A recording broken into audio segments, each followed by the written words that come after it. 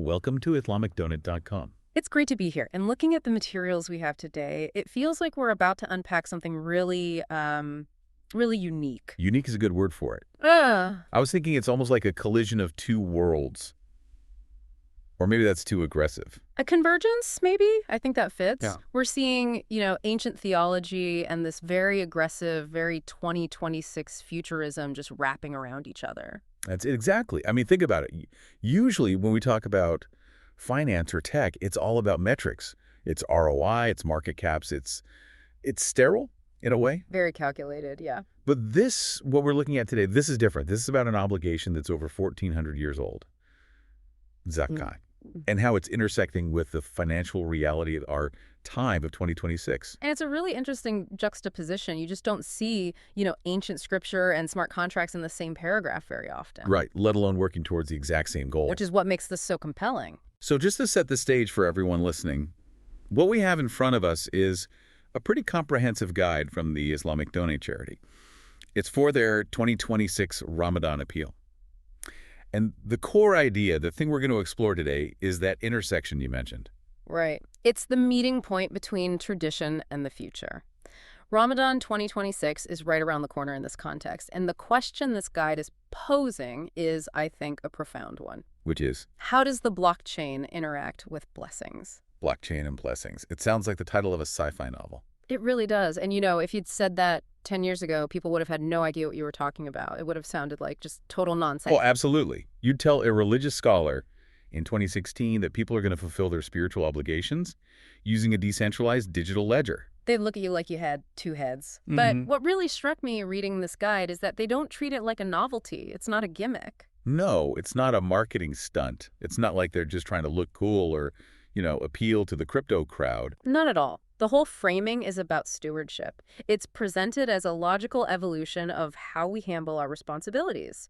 The guide gets into some really deep theological concepts about purifying your wealth, ideas that are timeless. But then it layers that directly on top of the nitty-gritty, the logistics of aid distribution in, some of the toughest places on Earth, and the really specific technical details of crypto philanthropy. Exactly. It's the sacred and the profane, but they're not in conflict. They're working together. So I think our mission today is to really unpack this. We want to get under the hood of how this whole thing works, to understand how these digital assets, Bitcoin, Ethereum, these intangible bits of code, are being used for what the text calls purifying wealth. And then we need to follow that thread. Follow it all the way from the digital wallet to the other end of the line, where it provides very real, very physical relief. And we're talking about some of the most desperate regions on the planet right now.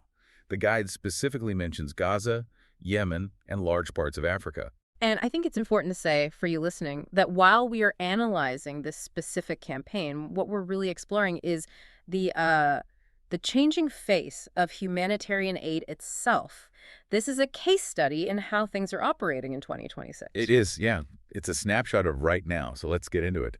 The first section of the guide, I love the title they gave it, The Spiritual Economics of Ramadan 2026. It's a great phrase, isn't it? Spiritual economics. It is. It implies there's a market, a system of value, but it's not one you're going to see tracked on the stock market. Well, and to really get the economics of it, you have to start with the foundation. You have to understand how the source defines Zakat itself.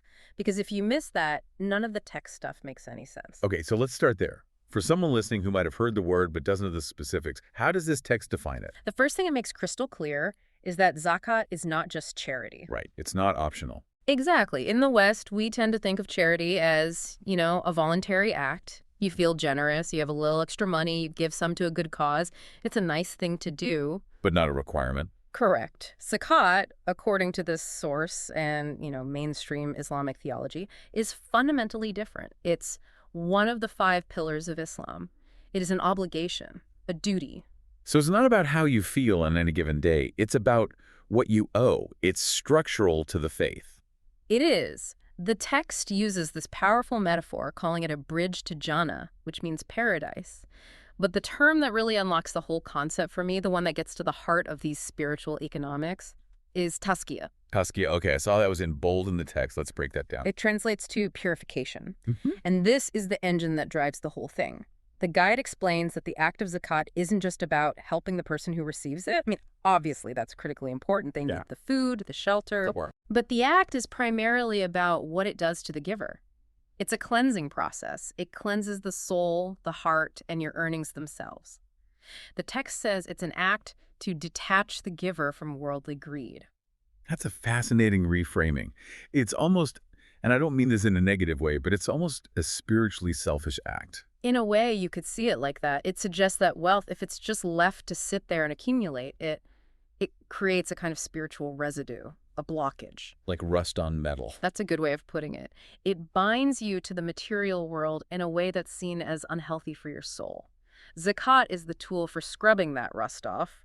So the person receiving the aid is, of course, getting a lifeline, but they are also, in a way, providing a service to the giver. They're enabling this act of purification. That completely changes the power dynamic, doesn't it? It shifts it from I, the wealthy person, am helping you, the poor person, to something much more symbiotic. It humbles the donor. It absolutely does. It levels the playing field. So with that foundation laid, the guide then asks a very specific question. Why now? Why this big push, specifically for Ramadan 2026? And this is where we get into what the guide presents as the Ramadan multiplier. The multiplier. Okay, that sounds like something out of a video game, or maybe a leveraged trade on a crypto exchange. And the logic is surprisingly similar, but the stakes are, well, infinite. The source lays out the theological mechanics. It says that Ramadan is a time when hearts are softened and sins are forgiven. That's the sort of spiritual atmosphere of the month. Okay, the baseline. The baseline. But then there's a quantitative element. The guide states that a good deed, any good deed, performed during the month of Ramadan carries the reward of 70 times a deed performed at any other time of the year. 70 times. A 70x return. Yes. So if we stick with our spiritual economics metaphor, that's an unbelievable market opportunity. If you had an asset class that was guaranteed to give you 70x returns, but only during a specific 30-day window each year, you'd be a fool to invest at any other time. That is precisely the argument the guide is making. The opportunity cost of not giving your zakat during Ramadan is enormous, spiritually speaking. And they back this up with scripture. They do. The text references a verse from the Quran, Surah Al-Bayyinah, which commands believers to worship sincerely and to establish zakat. So the charity is essentially saying, look, you have this obligation, this spiritual debt to pay. You can pay it in August and get a 1-to-1 return, or you can pay it during Ramadan and get a 70-to-1 return. The choice is clear from a spiritual ROI perspective. This idea of an exchange rate is really central, isn't it? Yeah. The source talks explicitly about this. You're giving something of earthly value, in this case, crypto, and exchanging it for something else entirely. But for thawab and baraka? Right. Can you define those for us? Thawab is rewards, divine rewards, and baraka translates to blessings. So you are literally converting your digital assets into blessings. The idea is that this transaction has a real, tangible effect on your account in the hereafter. It's interesting because in 2026, we are so used to intangible value. I mean, no one can physically hold a Bitcoin or a piece of data or, social media following, but we all agree they have immense value. That's a great point. And this text is just asking the reader to extend that belief in intangible value one step further, to believe in the reality of spiritual currency. Right. You're trading one set of intangible assets for another, more permanent set. It's almost a form of spiritual arbitrage. But this isn't just happening in a vacuum. We've talked about the high-level theology, the multipliers, the purification, but the guide pivots very, very quickly from the heavens down to the mud. And that's where things get very real and, frankly, very difficult to read. The second section of our exploration here is the crisis context. It asks the question, who needs this help? And the source identifies the beneficiaries using the classical Arabic terms, the fuqara, which means the poor, and the masakin, the needy or the destitute. And where are we talking about geographically? Because unfortunately, need is everywhere. Where is this 2026 appeal focused? The focus is very sharp. It's on the Middle East and Africa. It specifically lists Palestine with a heavy emphasis on Gaza. It lists Yemen, which has been in a state of humanitarian catastrophe for years. And then it mentions famine-struck areas across Africa and the broader Mediterranean region. And it paints a picture of what it calls the state of the Ummah, the global Muslim community, as being in a state of severe crisis. It does. But what's powerful is that it doesn't just rely on statistics. You can say 1 million people are hungry, and the number is so big it becomes It's abstract. The brain can't really process it. just a number. It loses its human face. Exactly. So instead, the source material uses vivid, often heartbreaking visual descriptions. It wants you to see the reality, not just read about it. Let's talk about some of those. It mentions makeshift shelters. Yes, but then it zooms in. It doesn't just say camps. It describes a specific scene of a person in a wheelchair being pushed through one of these camps. That detail, the wheelchair, that really stopped me. Because you think of a refugee camp and you picture tents, maybe people on foot. You don't always think about the daily, grinding struggle of disability in an environment with no infrastructure. Imagine trying to navigate mud or rubble or uneven ground in a wheelchair. Every single movement is a challenge. The text highlights that extra layer of suffering. It's not just about being hungry or displaced. It's about the complete loss of dignity and autonomy for the most vulnerable. It's a powerful way to make it real. And there was another image that was it was so jarring. The one with the child and the cooking pot. Yes. A child wearing a cooking pot on their head with their hands on their cheeks in a gesture of, despair or contemplation. In any other context, that's a cute picture. A toddler playing in the kitchen. Right, it could be a playful moment. But the source uses it to symbolize the exact opposite. The pot is empty. It's being used as a hat, not for cooking. It's this incredibly stark image of childhood innocence colliding with extreme scarcity. The tool of nourishment has become a toy because there is no nourishment. Precisely. And there are other details. It describes children standing in the doorways of very simple housing with their sandals just left on the steps outside. Why do you think they included that detail? The sandals on the steps. It seems so small. I think it's about humanizing them. It's a universal habit. You take your shoes off before you go inside. It signals that this isn't just a shelter, it's an attempt at a home. These people have the same routines, the same desire for cleanliness and order as anyone listening. It fights the tendency to see them as just a faceless mass of refugees. That makes a lot of sense. It connects their world to ours. Hmm.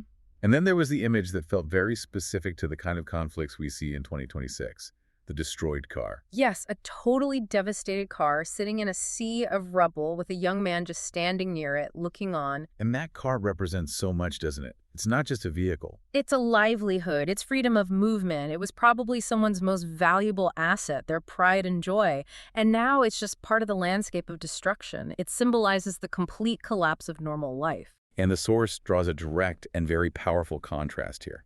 It speaks right to the listener, to you, saying that while you might be fasting during Ramadan for spiritual reasons, these families are fasting because they literally have no other choice. That's the emotional core of the appeal. It asks you to use your own temporary, voluntary hunger as a bridge to understanding their permanent, involuntary hunger. It mentions, and this is a quote, widows preparing iftar with nothing but water. Nothing but water. Just let that sink in for a moment. You've gone without food or drink all day. The sun finally sets, you gather your children, and the meal to break your fast is a glass of water. And that's it, until the next day. The text follows that with children going to bed with empty stomachs. It's designed to be uncomfortable. It's designed to make the reader feel a fraction of that desperation. So we have the spiritual mandate, this 70x multiplier, and we have the raw human crisis, the empty pots, the wheelchairs. Now we need to talk about the bridge.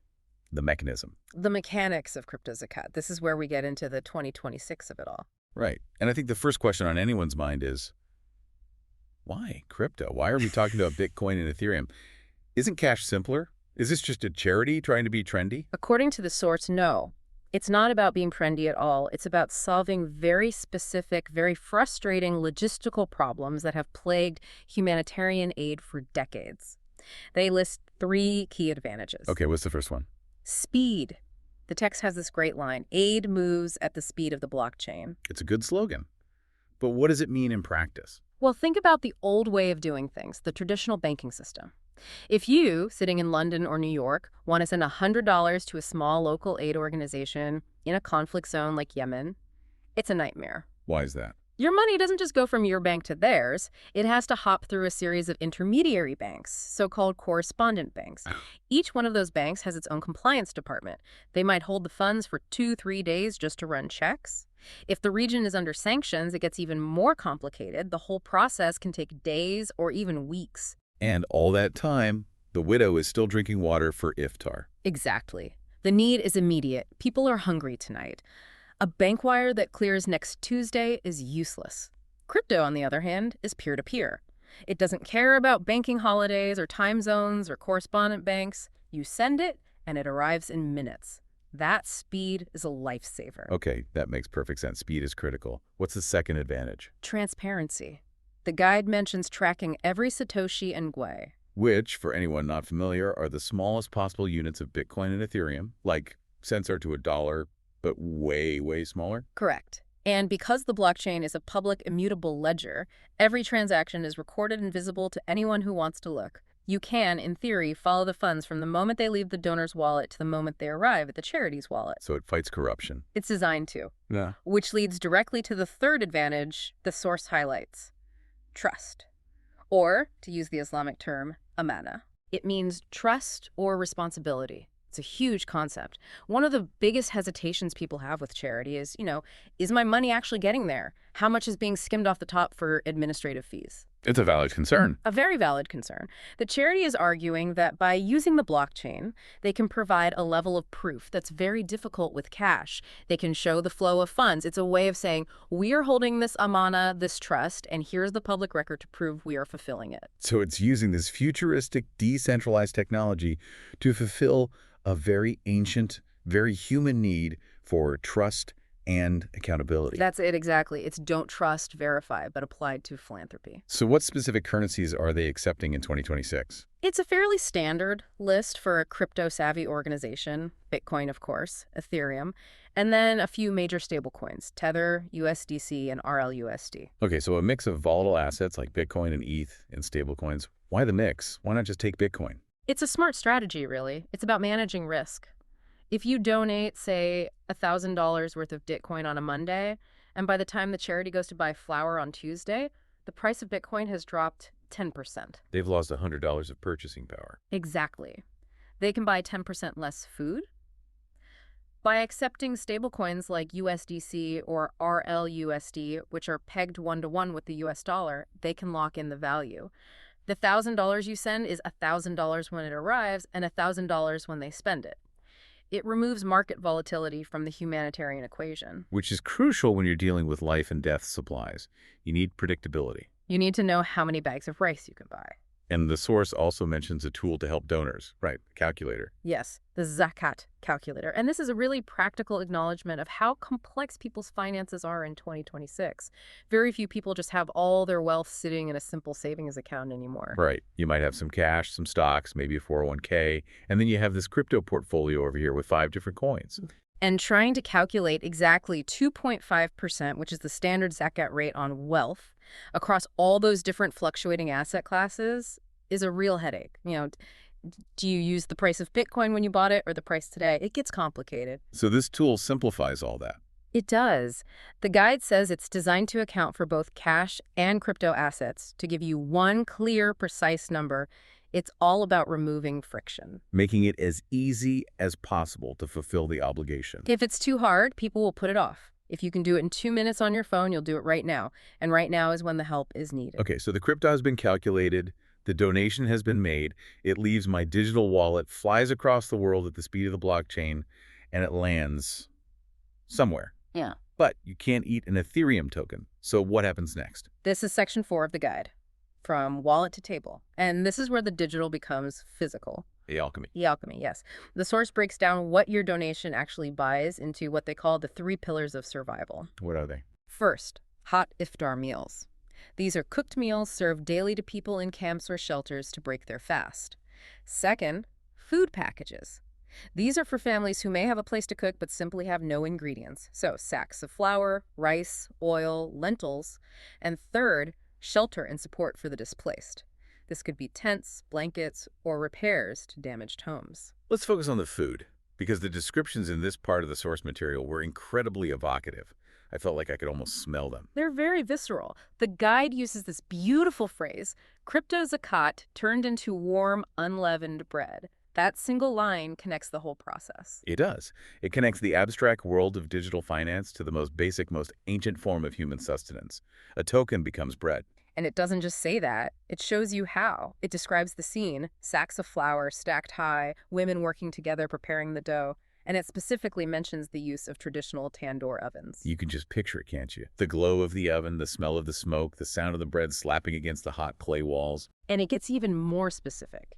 It describes the finished flatbreads fresh from the oven, sprinkled with sesame and black seeds. That detail. Wow. The sesame and black seeds, that's not just a throwaway line, is it? I don't think so at all. It's about dignity. If your only goal is to prevent starvation, you provide plain flour and water. You provide basic, unadorned calories. Gruel. But the seeds, that's flavor, that's culture. It's culture and it's care. It makes the bread a pleasure to eat, not just a means of survival. It says to the recipient, "We see you as a full human being with tastes and traditions. We are not just giving you fuel, we are sharing a meal with you." It's a profoundly dignifying detail. And it connects the digital transaction string of code representing Ethereum to this very specific, very tangible act of care in a village thousands of miles away. That's the whole point. And then there's the logistics, the scale of the operation. What does the guide say about that? It describes teams of volunteers packaging things like rice, stews, and cooking oil into family-sized parcels. It shows images of stacks and stacks of white food containers ready for distribution. The classic takeaway containers. Yes. It creates this image of an almost industrial-scale operation, but driven entirely by charity. And here's a really important logistical point they make. They specifically mention they are targeting unofficial refugee camps. Unofficial. Why is that distinction so important?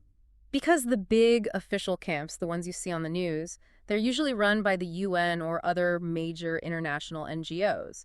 They have established supply chains. They have bureaucracy, yes, but they also have resources. We're on the map. They're on the map. Unofficial camps are the ones that fall through the cracks. It might be a group of families squatting in a bombed-out school or a makeshift settlement on a piece of wasteland. They often have no formal support structure. And that's where a more nimble organization can make a difference. Exactly. The flexibility of crypto funding probably helps here. You don't need to go through layers of international banking approval. You can get funds directly to a local team leader who can then buy supplies in a local market and drive a truck to that unofficial camp. So it's about reaching the people that the larger, slower systems might miss. And it's not just one meal. No, the goal is to provide nutritional support for the entire fasting day. That means iftar, the meal at sunset, and also suhoor, the crucial pre-dawn meal that gives people the strength to get through the next day of fasting. It's a full cycle of care. Which brings us to the emotional side of this. We've done the economics, the mechanics, the logistics, but what about the feeling? Section 5 is about the emotional and spiritual ROI. And this is where the guide really ties everything together. It's not just about a transaction. It's about a human and spiritual connection. And the absolute heart of that is the prayer of the person who receives the aid. There's a quote in the text that is just, it's so powerful. Allah bless the one who fed me today. Just think about that.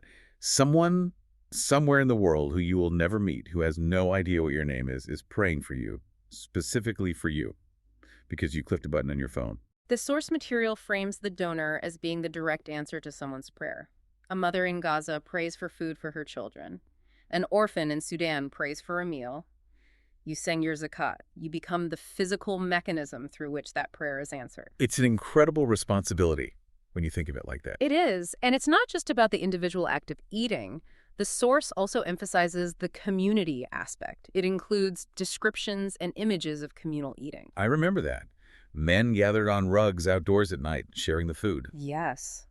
It depicts a moment of peace and brotherhood in the midst of chaos.